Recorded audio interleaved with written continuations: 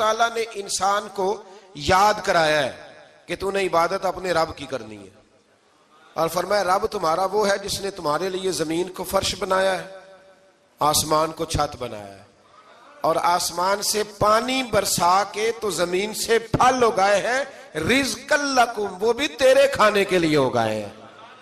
وہ جو آسمان سے بارش برسا کے زمین سے سبز اور پھل اگائے ہیں تو وہ بھی تیرے لیے۔ جب سارا کچھ تیرے لیے بنایا تو بھی تو عبادت کرنا اپنے رب کی، پھر کسی کو اس کا شریک نہ ٹھہرا۔ ایک چیلنج بھی کیا قرآن مجید نے اس رکوع کے اندر، کہا کرتے تھے مکے کے لوگ کہ آپ قرآن مجید کی آیتیں نبی کریم علیہ السلام سے کہا کرتے تھے کہ معاذ اللہ آپ خود بناتے ہیں، بنا کے لاتے ہیں۔ تو اللہ کریم نے فرمایا وَإِن كُنتُمْ فِي رَيْبٍ مِّمَّا نَزَّلْنَا عَلَىٰ عَبْدِنَا فَأْتُوا بِسُورَةٍ مِّن مِّثْلِهِ، اگر تمہیں شک ہو نا اس میں جو ہم نے بندہ خاص پہ نازل کیا ہے تو تم بھی اس جیسی ایک صورت بنا کے لاؤ۔ پڑھے لکھے تو تم بھی ہو نا، مکے میں تم بھی رہتے ہو، تو ایک صورت بنا کے لاؤ۔ قرآن مجید ہم سے چھینا گیا ہے سازش کے تحت، اس لیے کہ جس قوم کو قرآن آ جاتا ہے نا پھر کوئی کافر اس کا مقابلہ نہیں کر سکتا۔ دیکھیں نا اگر کافروں کے پاس جواب ہوتا قرآن پاک کا تو بدر اور احد میں نا کوئی آیت بنا کے لاتے قرآن کے مقابلے کی، تلواریں لے کے نہ آتے، ان کے پاس جواب ہی نہیں تھا۔ اور قیامت تک کسی کافر کے پاس قرآن مجید کا کوئی جواب، قرآن کا کوئی جواب، قسم اللہ کی جواب کوئی نہیں، قرآن کا اس کا کوئی جواب نہیں۔ کیا بات ہے قرآن پاک کی۔ وہ ایک دفعہ مسلمہ کذاب بے ایمان کہنے لگا میں نے بنا لیا ہے قرآن پاک کا جواب، معاذ اللہ۔ جواب کیا بنایا؟ وہ سورت ہے نا القاریۃ ما القاریہ وما ادراک ما القاریہ، کھڑکھڑانے والی کیا ہے، کھڑکھڑانے والی تمہیں کیا پتا کیا ہے کھڑکھڑی، قیامت کا ذکر ہے۔ کہنے لگا میں نے اس جیسی سورت بنا لیا، تو کیا بنایا؟ الفیل مل فیل وما ادراک ما الفیل۔ کہنے لگا ہاتھی، تمہیں کیا پتا کیا ہاتھی، تم کیا جانو کیا ہاتھی۔ تو پاس جو اس کے اپنے بیٹھے تھے نا چیلے، وہ کہنے لگے چپ کر جا، سارے زمانے کو پتا ہے ہاتھی کیا ہوتا ہے۔ تو پاگل ہے، اس کے دو کان ہوتے ہیں، ایک سونڈ ہوتی ہے، چار اس کے پیر ہوتے ہیں۔ بیوقوف آدمی، قرآن کا مقابلہ کرنا ہے تو کچھ چج کے ساتھ کر، پاگلوں کی طرح مقابلہ کرے گا، جوتے کھائے گا بھی ہمیں بھی پڑھوائے گا۔ تو قرآن مجید کا کوئی مقابلہ کر سکا؟ تو اس آیہ مبارکہ میں اللہ نے کافروں کو یہ کہا اگر مقابلہ نہیں کر سکتے تو پھر اللہ سے ڈرو، ورنہ دوزخ میں ڈالے جاؤ گے، وہ جس کا ایندھن آدمی اور پتھر ہے، اور بنائی بھی کافروں کے لیے گئی ہے۔ اعدت للکافرین، جہنم کس کے لیے بنائی گئی ہے؟ کافروں اور منافقوں کے لیے۔ مسلمانوں کے لیے بنائی گئی، مسلمان مرضی سے چھلانگے لگائیں تو ان کی موج ہے، ورنہ ان کے لیے جہنم، ان کے لیے اللہ نے جنت بنائی ہے۔ اور یہ بات کرتے ہی رب کریم نے فرمایا اے محبوب علیہ السلام مومنوں کو خوشخبری دے دیں کہ اللہ نے ان کے لیے جنت بنائی ہے، اس میں باغات ہیں، انہیں رزق دیا جائے گا کھانے کے لیے، اور اس میں انہیں پاکیزہ بیویاں دی جائیں گی، اور پھر وہ اس میں ہمیشہ رہیں گے، انہیں اس سے نکالا نہیں جائے گا۔ آگے جو آیات کریمہ ہے نا اس کے اندر اللہ تبارک و تعالیٰ نے فرمایا ہے کہ اللہ حیا نہیں کرتا سمجھانے کے لیے مچھر کی مثال بھی دینی پڑے۔ فرمایا قرآن سے کچھ لوگ ہدایت حاصل کرتے ہیں اور کچھ گمراہ ہو جاتے ہیں۔ جب لوگ اپنی مرضی کی تشریحات چاہتے ہیں تو گمراہ ہوتے ہیں، اور جب قرآن کو رسول اللہ صلی اللہ علیہ وسلم اور امت مسلمہ کی تشریحات کی روشنی میں سمجھتے ہیں تو پھر اللہ ہدایت عطا فرماتا ہے۔ پھر اللہ تبارک و تعالیٰ نے آگے ارشاد فرمایا حضرت آدم کی پیدائش کا واقعہ۔ کچھ مفسرین نے لکھا اللہ نے مشورہ کیا تھا فرشتوں سے، وَإِذْ قَالَ رَبُّكَ لِلْمَلَائِكَةِ إِنِّي جَاعِلٌ فِي الْأَرْضِ خَلِيفَةً، لیکن کچھ مفسرین کہتے ہیں کہ اللہ کو ضرورت نہیں فرشتوں سے مشورہ کرنے کی، اللہ نے فرشتوں سے مشورہ نہیں کیا، بلکہ رب نے انہیں آگاہ فرمایا تھا کہ میں لگا ہوں زمین پہ اپنا نائب بنانے، میں خلافت دینے لگا ہوں زمین پہ۔ اب یہ تو دینے والی کی مرضی ہے نا اس نے کس کو دینی ہے، یہ تو دینے والے کی مرضی ہے نا اس نے۔ تو کچھ لوگ کہتے ہیں کہ دینے والے سے زیادہ ہمیں پتہ ہے، تو فرشتوں کو بھی یہ اجتہادی خطا ہو گئی، کہنے لگے یا اللہ اسے نہ بنانا، یہ فساد کرے گا، یہ خون ریزیاں کرے گا۔ تو اللہ نے فرمایا جو میں جانتا ہوں وہ تم، اللہ اکبر۔ امام راضی فرماتے ہیں جب رمضان آتا ہے تو اللہ فرشتوں سے کہتا ہے ذرا یہ کھول کے دروازے دیکھو نا یہ زمین پہ کیا کر رہے ہیں، تم تو کہتے تھے فساد کریں گے اور یہ سارے تراویحاں پڑھ رہے ہیں. تم تو گویا کہتے تھے فساد کریں گے اور یہ تو دیکھو گویا رمضان کے روزے رکھ رہے. یہ تو میری یاد میں نکلے ہوئے ہیں. تم کچھ کہتے تھے اور دیکھو میں نے تمہیں کہا تھا نا جو میں جانتا ہوں وہ تم. اللہ نے پھر حضرت آدم علیہ السلام کو تمام زمانے کے علوم عطا کیے, علم سکھا لیا. تو فرشتوں سے کہا تم بھی ان چیزوں کے نام بتاؤ, تو وہ بتا سکے نہیں. اللہ نے فرمایا اب اس طرح کرو, آدم کو سجدہ کرو. سب نے سجدہ کیا سوائے. وہ کہنے لگا یا اللہ صرف تجھے ہی کرنا ہے. کرنا بھی صرف اللہ کو چاہیے, پر رب کے آگے بھی جھکنا چاہیے, اور جس کے سامنے رب جھکائے نا وہاں بھی. اور یہ جو عاجزی ہے نا, یہ جو جھکنا ہے, یہ علم کے آگے ہے. ہماری مصیبت یہ ہے کہ ہم علم کے آگے بھی گردن جھکانے کو تیار نہیں ہوتے, وہاں بھی ہم خود عالم فاضل بن جاتے.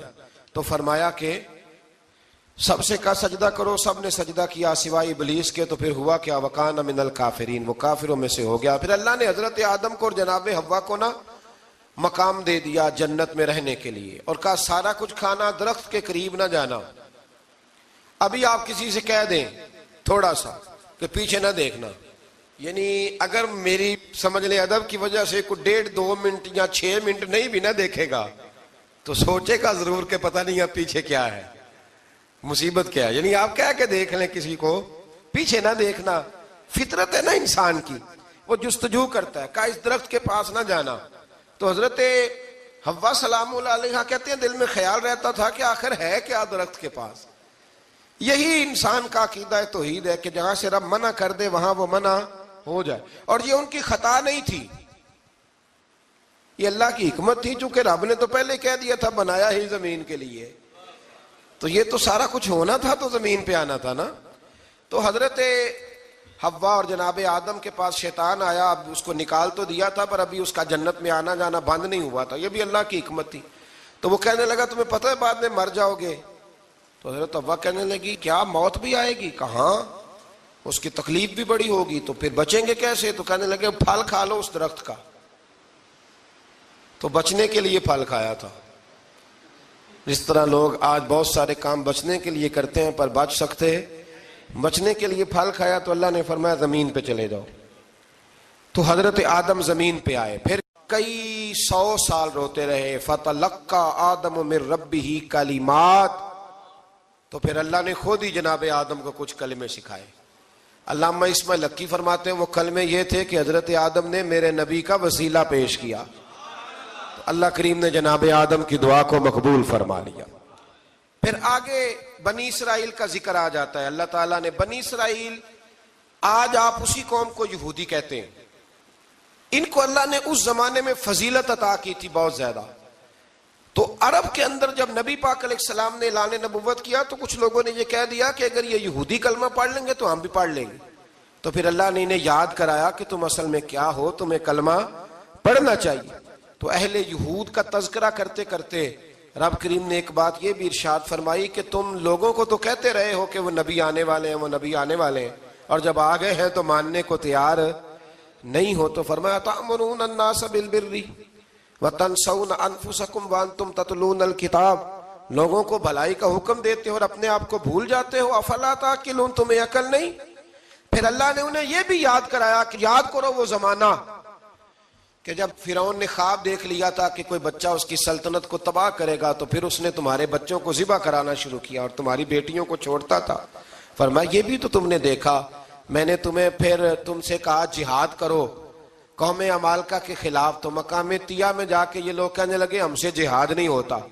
اللہ نے انہیں ایک میدان میں قید کر دیا. بڑی دلچسپ بات, قید تو لوگ ہوتے ہیں نا 4 دیواری میں, تو اللہ نے بنی اسرائیل والوں کو جب انہوں نے کہا ہم جہاد نہیں کریں گے تو اللہ نے میدان میں قید کر دیا. میدان میں, یہ یاد رکھیں, جب انسان اللہ کی نافرمانی کرتا ہے تو اسے ایسی قید ملتی ہے جس کا اس نے تصور بھی نہیں کیا ہوتا. ایک میدان ہے مقام طیہ, قید ہو گئے. سارا دن سفر کرتے تھے, سارا دن, تو رات کو تھک کے سوتے تھے, صبح اٹھتے تھے نا جب, تو وہیں ہوتے تھے جہاں کل صبح چلے تھے. تو رب جب کسی کو قیدی بناتا ہے تو اسے زنجیروں کی سلاخوں کی ضرورت ہے. دعا فرمائے اللہ تبارک و تعالی غموں سے نجات عطا فرمائے. یہ دعا فرمائے، ایسی قید دیتا ہے کہ جس سے پھر چھٹکارا ہو سکتا۔ تو بنی اسرائیل کا بہت زیادہ تذکرہ اس پارے میں اللہ تبارک و تعالیٰ نے پھر بیان کیا، اور پھر کہا کہ انہیں جو حکم دیا جاتا تھا یہ اس کی سرتابی کرتے تھے، پھر اللہ نے ان پر ذلت نازل کر دی اور یہ ہمیشہ اس کا شکار رہے۔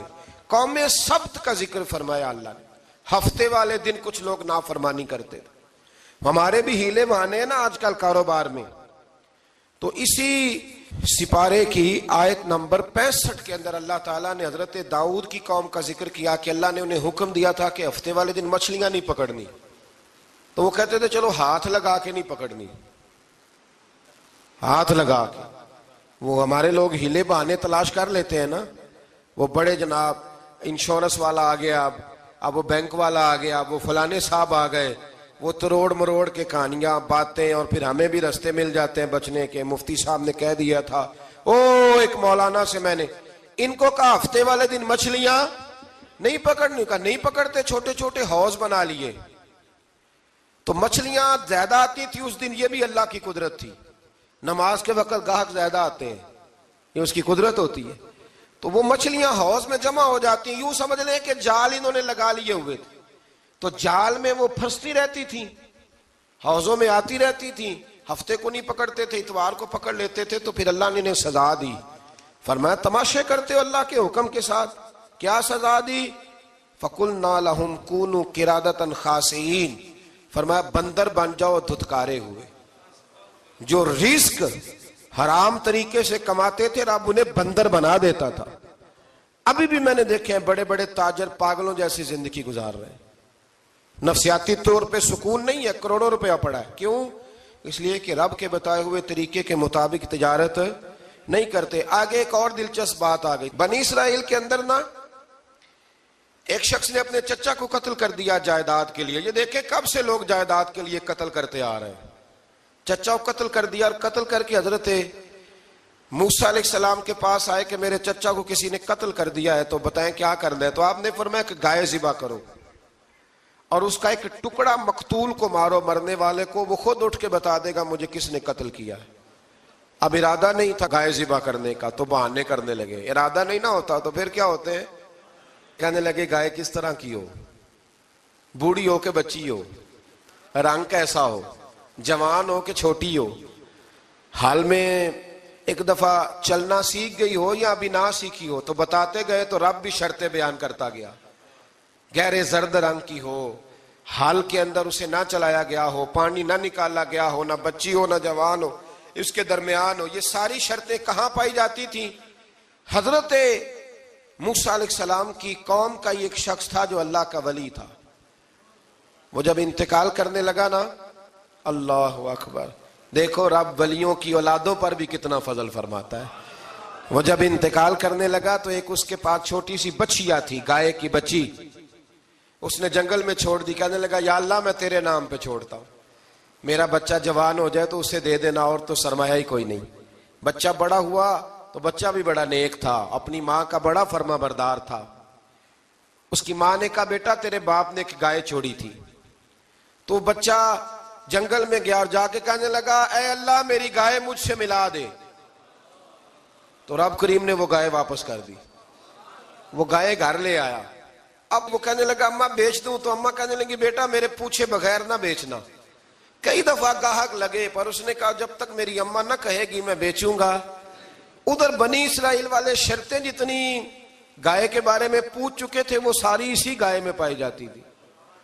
تو یہ ڈھونڈتے ڈھونڈتے وہاں پہنچ گئے، تو کہنے لگے گائے چاہیے۔ تو اس نے کہا بھی تمہاری مرضی سے نہیں، قیمت میری مرضی کی۔ ایک مفسر نے تو یہاں تک لکھا ہے کہ اس نے کہا گائے ذبح کر کے نا، تو جتنا گائے کے اندر گوشت ہوگا نا اتنا ہی کھال کے اندر تم مجھے مال بھر کے دو گے، اتنے سکے بھر کے دو گے، اتنی اشرفیاں بھر کے دو گے تو پھر تمہیں گائے دوں گا۔ تو پھر یہ گائے انہیں ملی اور یہ گائے لے کر کے آئے۔ زیادہ سوالات نہ کرتے تو زیادہ الجھتے نہ۔ ہم بھی دین کے معاملے میں بڑے سوال جواب کرتے ہیں، اتنا سوال کریں جتنی اس کی ضرورت ہے۔ ان لوگوں نے سوالات زیادہ کیے تو پھر الجھ زیادہ گئے۔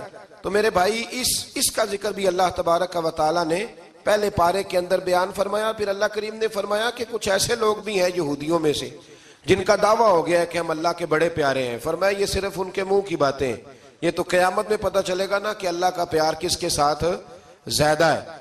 اور پھر یہ بھی یہودیوں نے دعویٰ کیا ہے, اسی پارے میں اللہ فرماتے ہیں کہ ان کا دعویٰ ہے کہ ہم اللہ کے بڑے پیارے ہیں, جنت میں ہم ہی جائیں گے. تو اللہ فرماتا ہے پھر مرنے کی دعا تو کرو, جنت میں تو مر کے جانا ہے نا. لیکن رب فرماتے ہیں یہ کبھی مرنے کی دعا نہیں کریں گے, اس لیے کہ انہیں پتہ ہے کہ ہم نے آخرت کے لیے کیا بھیجا. لیکن جی پہلا حکم آ گیا یا ایھا الذین آمنوا کہہ کے, پہلی آیت قرآن پاک کی پہلے سپارے میں پہلی آیت جس میں اللہ نے کہا یا ایھا الذین آمنوا. تو پہلا حکم آمنوا کہہ کے آیت نمبر 104 میں جو اللہ نے حکم دیا ہے نا وہ نبی پاک کی تعظیم کا حکم ہے. پہلا حکم ہی اللہ نے حضور کی عزت اور ناموس کا ارشاد فرمایا. پہلا اس ترتیب کے لحاظ سے وہ ہوا یہ کہ جب نبی پاک کو بات ارشاد کرتے تو صحابہ کرام اٹھ کے عرض کرتے رائینا یا رسول اللہ, حضور سمجھ نہیں آئی ذرا رعایت کر دیں. تو یہودیوں کی عبرانی زبان کے اندر نہ ذرا کھینچ کے پڑھتے تھے رائینا, تو اس کا معنی بنتا تھا معاذ اللہ اے ہمارے چرواہے. بکریاں چرانے والے کو بھی وہ رائینا کہتے تھے. تو جب صحابہ یہ کہنے لگے تو اللہ نے منع ہی کر دیا. فرمایا میرے محبوب کے غلاموں, اس لفظ کے پیچھے چھپ کے, اس لفظ کے پیچھے چھپ کے لوگ میرے نبی کی بے ادبی کر جاتے ہیں. تو جس لفظ کا کوئی ایک معنی بے ادبی والا بنتا ہو وہ لفظ بھی میرے نبی کے لیے نہ کہو. لفظ وہ والے کہو جس میں کوئی بے ادبی کا معنی نکلے نہ.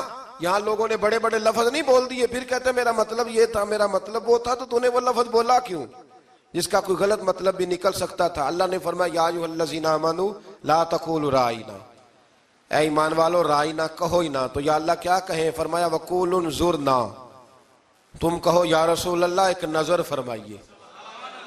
انداز دیکھیے, انظرنا ایک نظر. تو ہمارے بزرگ تو پہلے بڑے پیار والوں نے کہہ دیا یا رسول اللہ انظر حالنا. کہتے کہاں سے لاتے ہو جملے؟ میں نے کہا اللہ کی کتاب سے. یا رسول اللہ انظر حالنا یا حبیب اللہ اسمع قالا. تو تم کہو انظرنا, محبوب نظر کرم کریں, واسمعوا, اور کیا ضرورت ہے دوبارہ پوچھنے کی؟ اللہ کہتا ہے پہلے ہی دھیان سے سنا کرو, پہلے ہی واسمعوا, پہلے ہی احتیاط سے سنو. وللکافرین عذاب علیم, اور کافروں کے لیے دردناک عذاب ہے. لے جی اسی پارے میں اللہ تبارک و تعالیٰ نے پھر اہل یہود کا ذکر کیا. تو یہود کہنے لگے کہ ہم حضرت ابراہیم کے ماننے والے ہیں. تو اللہ کریم نے وہ بھی ذکر کیا کہ میں نے تو ابراہیم کو آزمایا ہے. وَإِذِ ابْتَلَىٰ إِبْرَاهِيمَ رَبُّهُ بِكَلِمَاتٍ فَأَتَمَّهُنَّ, ہم نے ابراہیم کو کچھ چیزوں سے آزمایا ہے, وہ ہماری آزمائش پہ پورے اترے. قَالَ إِنِّي جَاعِلُكَ لِلنَّاسِ إِمَامًا, تو پھر ہم نے انہیں کہا کہ ہم آپ کو پوری دنیا کا امام بنائیں گے. وہ آزمائش کیا تھی؟ آگ میں جانا بھی آزمائش, بیٹے کا نہ ہونا بھی آزمائش, بیٹا ہوا تو پھر اسے وادی غیر ذی زرع ان میں چھوڑ کے آنا بھی آزمائش, بڑا ہوا تو پھر ذبح کرنا بھی آزمائش. فرمایا جہاں جہاں آزمایا ہے نا ابراہیم ہماری آزمائش میں پورے اترے. فرمایا تو مفت میں حضرت ابراہیم کی اولاد بنتے ہو اور ان کا نام لیتے اور ان کے ساتھ اپنا تعلق بناتے ہو, دیکھو تو صحیح وہ کتنی آزمائشوں سے گزرے. تو اس کا بھی اللہ نے اسی میں ذکر فرمایا.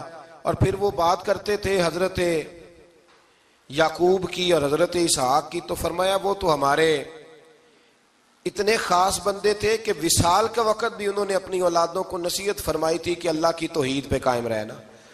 اس کا ذکر بھی اللہ نے اسی پارے میں بیان فرمایا. اور جو حضرت ابراہیم اور جناب اسماعیل نے کعبہ تعمیر کیا تو اس کا ذکر بھی اللہ تعالیٰ نے اسی پارے میں فرمایا. فرمایا جب وہ کعبہ بنا رہے تھے تو کہہ رہے تھے ربنا تقبل منا, کہہ رہے تھے اے اللہ بنا ہم نے دیا ہے پر مہربانی فرما ہم سے قبول فرما لے. تو جو آیہ کریمہ آخر میں عرض کرنا چاہتا ہوں اس پر بھی تھوڑی توجہ فرمائیں گے تو بات بڑی نکھر کے باہر آئے گی. یہ 16ویں رکوع کے اندر اللہ نے پھر یہود کا اور عیسائیت کا ذکر فرمایا. تو اللہ کریم نے ایک بات ارشاد فرمائی, یہودیوں کے ہاں جب کوئی بچہ پیدا ہوتا تھا پیلے رنگ کے ساتھ اس کو رنگتے تھے, یا کوئی خاص رنگ تھا ان کا. بچہ پیدا ہوتا تو اس پر وہ رنگ چڑھاتے کہ یہ جی ہمارے مذہب کا رنگ ہے. ہمارے ہاں بھی رسمیں ہیں نا اپنی اپنی، معاذ اللہ اپنی اپنی نہیں ہونی چاہیے، اللہ رسول کا حکم ہونا چاہیے. تو یہودیوں کے ہاں بچہ پیدا ہوتا تو ایک خاص رنگ چڑھاتے، عیسائیوں کے ہاں پیدا ہوتا تو وہ بھی ایک خاص رنگ چڑھاتے. تو مسلمانوں کے ہاں بچے پیدا ہوئے تو انہوں نے بھی توجہ کی کہ یہ کیا ہو رہا ہے، تو رب کریم نے فرمایا صبغۃ اللہ، رنگ اللہ کا ہی ہے. ومن احسن من اللہ صبغہ، اور فرمایا اللہ کے رنگ سے زیادہ خوبصورت کس کا رنگ ہو سکتا ہے. اللہ کا رنگ کیا ہے؟ لا الہ الا اللہ محمد الرسول اللہ صلی اللہ علیہ. فرمایا نیلے پیلے کالے رنگ نہ چڑھاؤ، اپنے ذہن پر توحید و رسالت کا رنگ چڑھاؤ. یہ سب سے بہترین رنگ ہے. اگر تمہارے ذہنوں پر رب رسول کی توحید کا رنگ چڑھ گیا تو یہ وہ والا رنگ ہے، پھر تمہیں کسی اور رنگ کی طرف جانے کی ضرورت نہیں پڑے گی. تو فرمایا رنگ وہ پیدا کرو جو توحید کا ہے، رسالت کا ہے، اس رنگ کی توجہ کرو. قرآن مجید کے اس پارے میں اللہ کریم نے مختلف باتیں بیان کر کے آخری رکوع میں یہ جو رنگ کا ذکر فرمایا نا، تو یہ لگتا ہے پورے پارے کا خلاصہ ہے کہ رب کریم نے فرمایا اصل بات یہ ہے کہ تمہاری سوچوں پہ رب رسول کی توحید و رسالت کا رنگ ہونا چاہیے. ہر وقت بچہ پیدا ہو، کوئی دنیا سے جائے تو رنگ کس کا ہونا چاہیے؟ اللہ رسول کے دین کا. اللہ تعالی ہمیں سمجھنے کی توفیق عطا فرمائے. آخر دعوانا ان الحمدللہ. چل قدے خدایا ناظر ہے میرے پلے، نا پر ہے میرے ولے، ناظر ہے میرے پلے، نا پر ہے میرے ولے،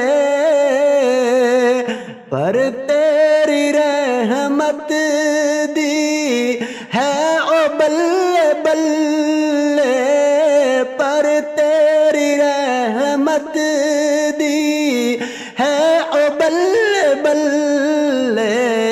لے چل قدے خدایا سرکار دے بوہے تے